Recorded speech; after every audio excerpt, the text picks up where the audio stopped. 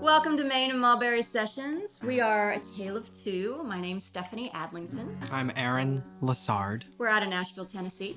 I guess we should talk about how we got started. So, funny enough, we got started in Memphis.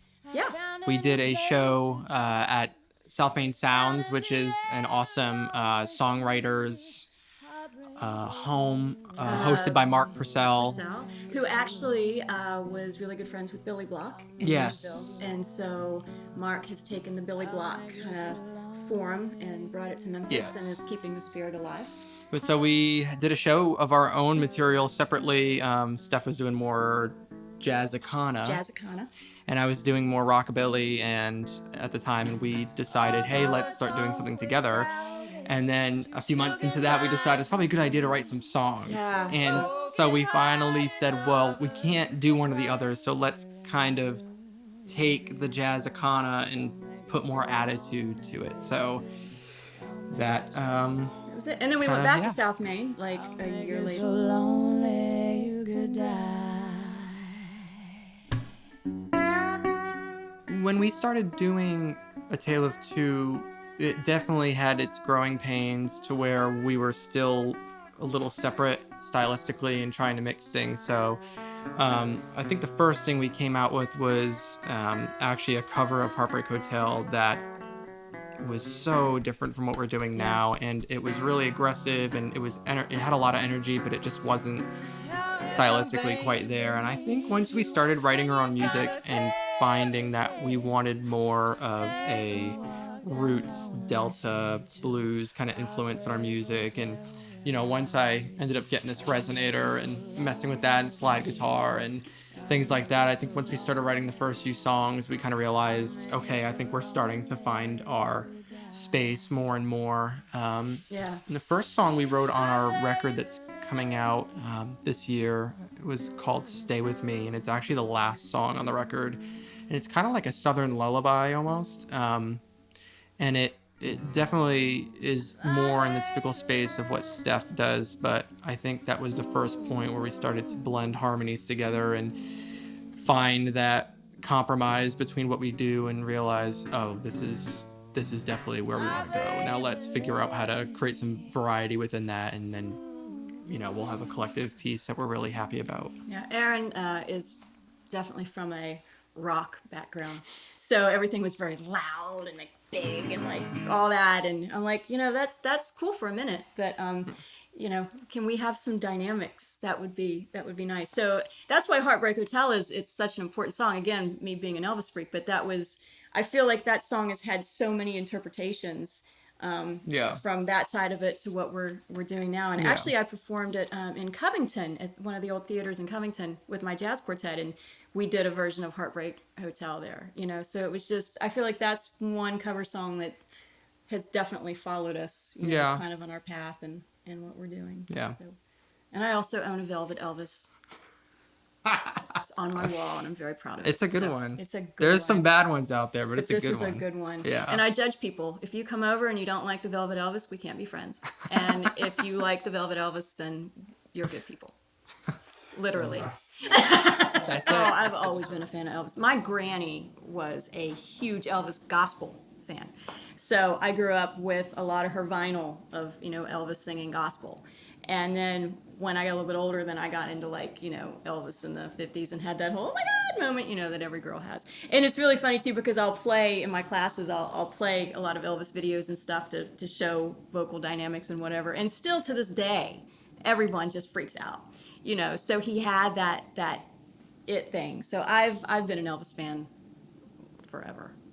I think literally if there's one artist that if I was on a desert island and I could take one artist with me, it would probably be Elvis, because he was everything. He was a crooner, he was a rock and roll guy, he was gospel, he could sing every genre that was there, and he was completely self-taught, which is just unbelievable. JAZZICANA. So I sing a lot of jazz in Nashville, and the reason why is because jazz pays. So I was singing a lot of jazz, but then I started writing songs, and this is where I start to scare people. I love Southern Gothic literature, and I love everything just a little dark, and So when I'm writing songs, I'm originally from West Virginia, so I have a song called Bootlegger's Blues. And I have a song called Pick Your Poison, which basically you poison your cheating lover's wine and then you bury him alive. And it's very Eudora Welty, Flannery O'Connor type thing. So it was jazzy because it had a jazzy beat, but it was very Americana, rootsy in lyrics. So a friend of mine put together the name JAZZICANA, and some people go, "Oh, that's cool," and some people go, "Oh no." So it's take your pick, but. So in my jazz shows, I'll incorporate some of my JAZZICANA feel. So it's fun. I've been on this train 1,000 times, shone by many a loving light, thick like sweet molasses on the tongue. Well, we were driving in, and so it rained the whole way here. And of course, 40 is a nightmare with trucks, and then it was raining, and then it was, we're in a bad mood and everything else. And all of a sudden, we pull up, and it's like, oh, it was kind of like the moment Dorothy walks out of the house in The Wizard of Oz and the Munchkins, and it's in color, and I'm like, where are we? This is so cool. So I've never been here before, so I want to go and explore the town, and I definitely want to come back. Yeah. I mean, it's just Super cool. It's so quaint, and if y'all have a lot of antique stores or vintage stores around here, that's what we will hit up. We could spend hours in places like that. If antique shops had a bar, that would be it. I would never leave. There's a new business venture right there. That's it. Beer and antiques. I mean, come on. There we go. Be awesome. Yeah. Everything you've done, and I've watched this slowly setting sun fade into a shade of misty gray. But it's down. We have an EP that's going to be released in September. And the first single is going to come out, we believe, June 4th. We're still kind of solidifying that. But it's called Ain't Nothing But a Fool. And that's one of the songs that we did today. And funny enough, I had the hook in my iPhone for a couple years, just kind of sitting there as you do. And we were thinking of some songs to do, and I said, I kind of came up with this at one point. And it's funny because he's a northern boy and I'm a West Virginia girl. So when we were trying to get the tone of the song, I'm like, ain't nothing. And you just kind of weren't feeling the nuttin' part. So. Well, we're both above the Mason-Dixon. Well. But you're close enough. So we're always kind of, I'm like, why don't you introduce the song? And then he's like, no, why don't I do it? No, So. you can do it. And as I turn and walk away, I'm sure I'll think of what to say. But I'll be long, long, long gone. 'Cause you ain't nothing, nothing.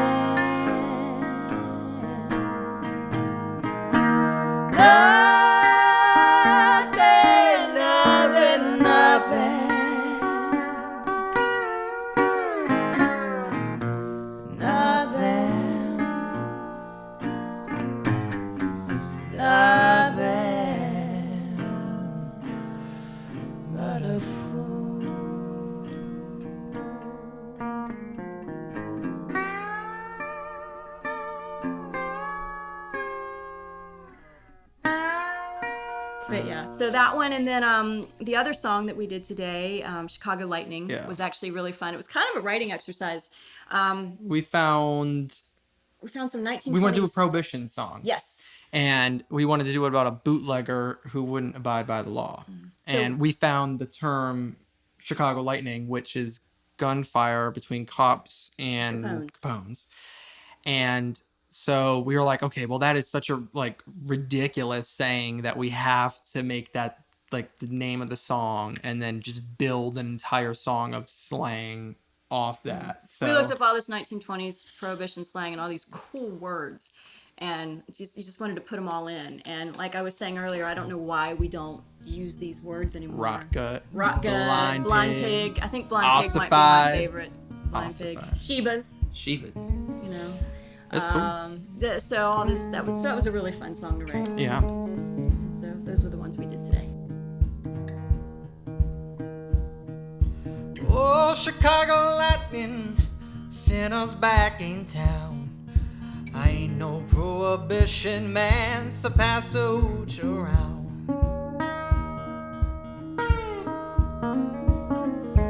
Oh, Chicago lightning, trouble on its way.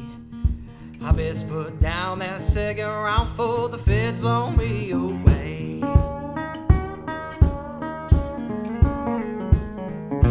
No, no, no, no, Lord can't save my soul. Down the river, in bathtub gin, merrily I'll go.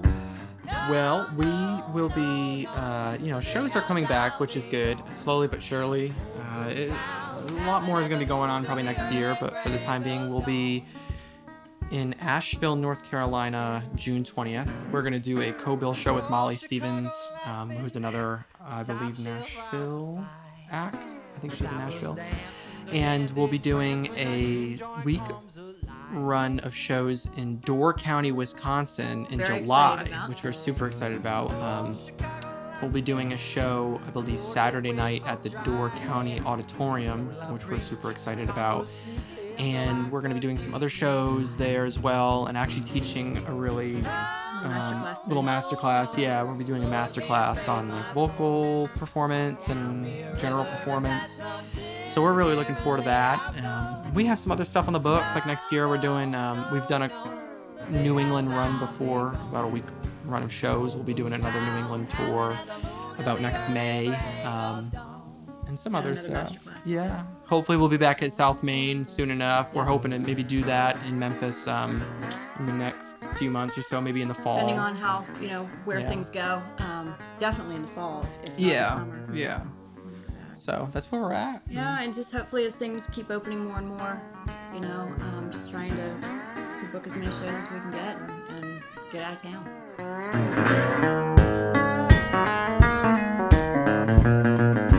Oh, Chicago lightning, Sheba's idol. The clock strike one till the blind pig died, loving me till the morn.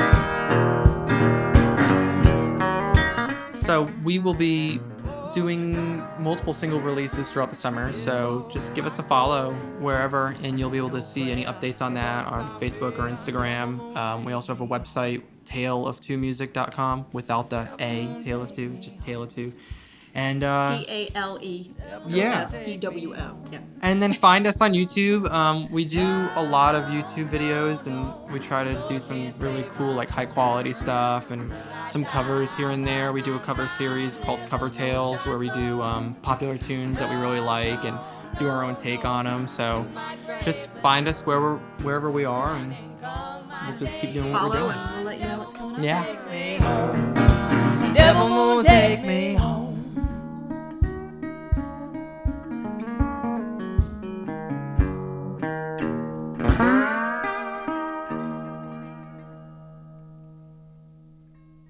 Did you know subscribing helps keep our content free? Click the subscribe button now.